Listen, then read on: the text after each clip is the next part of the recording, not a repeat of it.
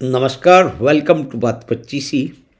On Baat Pachisi, we are going to discuss a very interesting, very positive, and long awaited development.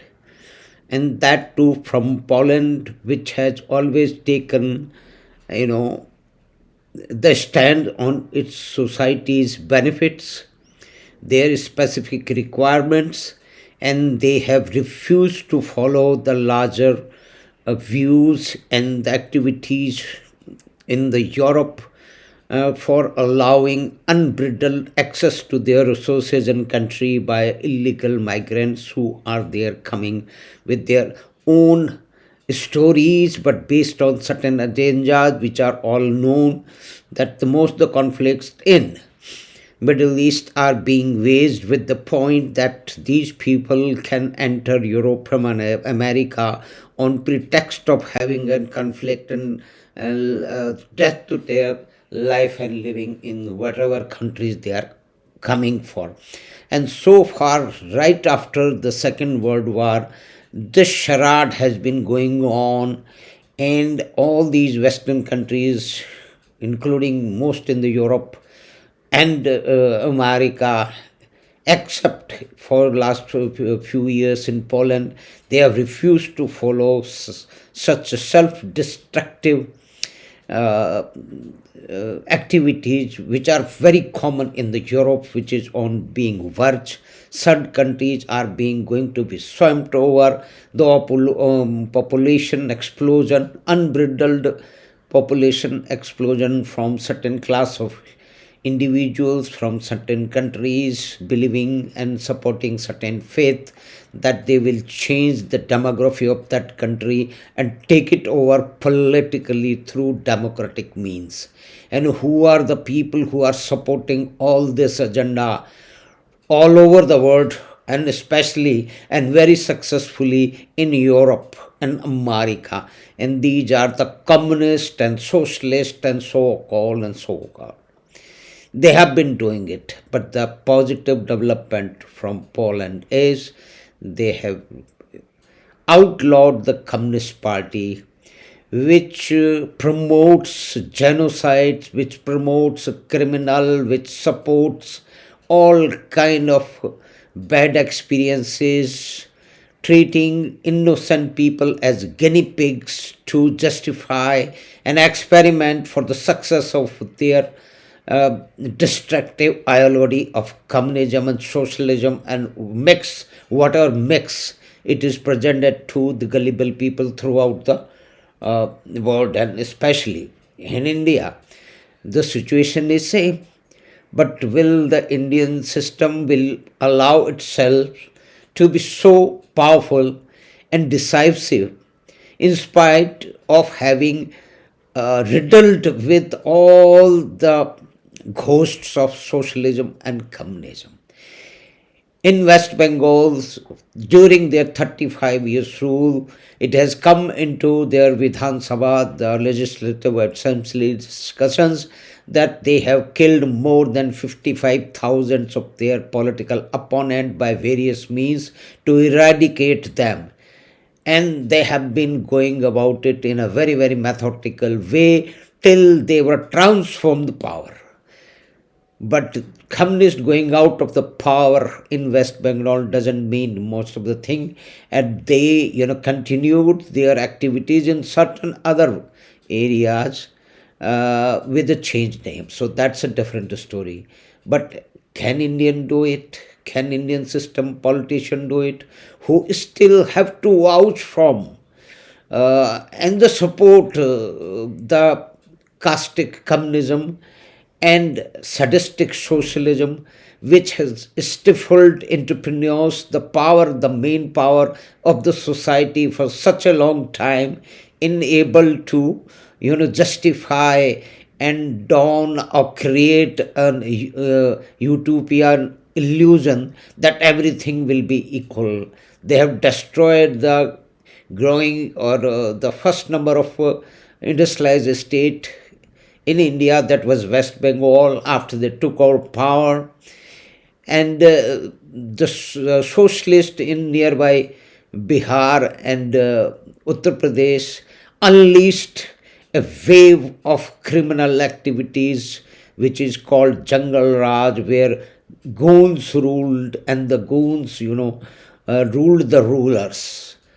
And the goons would have audacity to take their dog to the chief minister and ask him to shake hand with the dog.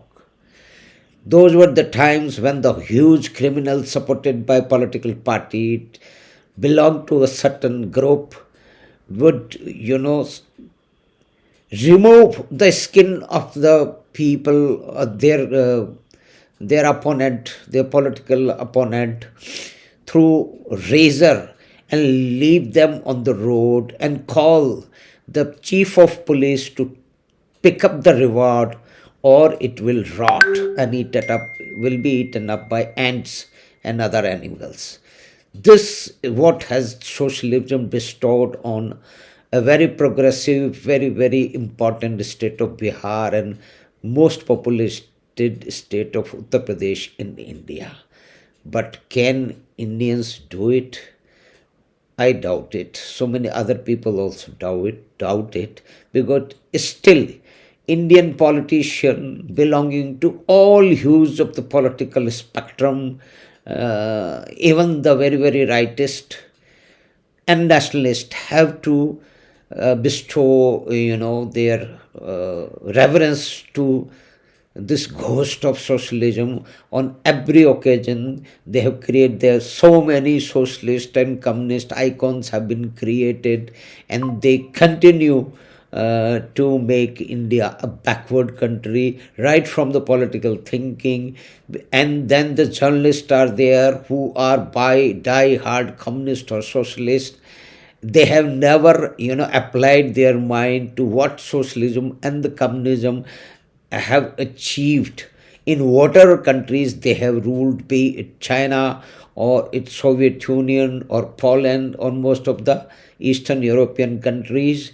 And I have been the opportunities to roam around in the former East part of the former East Germany and Germany, and which was a part of used to be a communist country before unification. So, and I have talked to people, and my German friends used to, tell me that you don't ask these political questions to these East Germans. They will get angry, because they have been angry for such a long time, because they have suffered the most. And if you ask them question, you tickle their wounds, and they might abuse you and might even beat you. So I used to tell my German friends and Indian friends based in former East Germany or Germany, that nothing of that kind. I am very careful and I am curious to know certain things. So a very, very good, very positive news has come. In India, what they do. In India, there is an example what the communists have been doing and how they destroy the democratic freedom and all the institutional, mechanism to take that undue advantage, and they promote their own vicious, negative criminal agenda. In 1916 and 1970s, the most vocal people against the Constitution of India were communists. They called it a sham which served the interest of the bourgeois and feudals.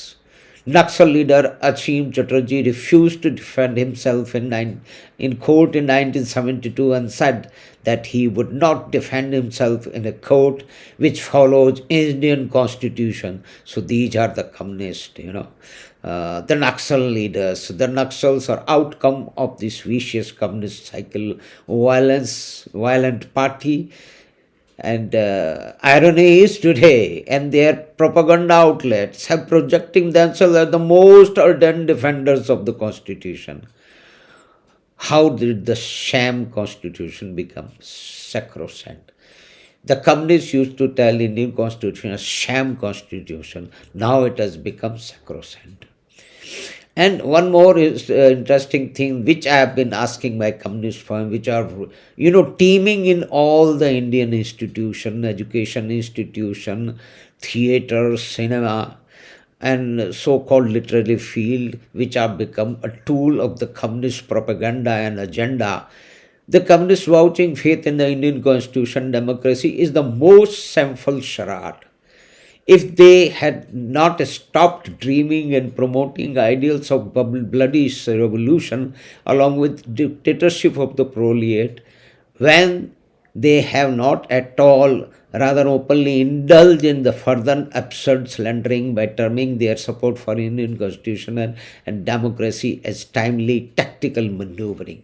You know, the intellectuals, leftist intellectuals, say that they openly say that we are just indulging in a charade, that we will use democracy and its liberal constitution to take power and destroy it from within. So this should be known to most of the people. Most people know it. Maybe certain youngsters don't know it. They might get affected by the disease of this communism and socialism. They must avoid, they must read the literature, and they must research to keep themselves updated. So thank you very much for watching and listening. We'll be back with some more important topic in the next session of Baat Pachisi. Thank you and welcome for listening. And we hope that you have liked the program. You will share the link with your friends and relatives. We'll be back soon. Thank you.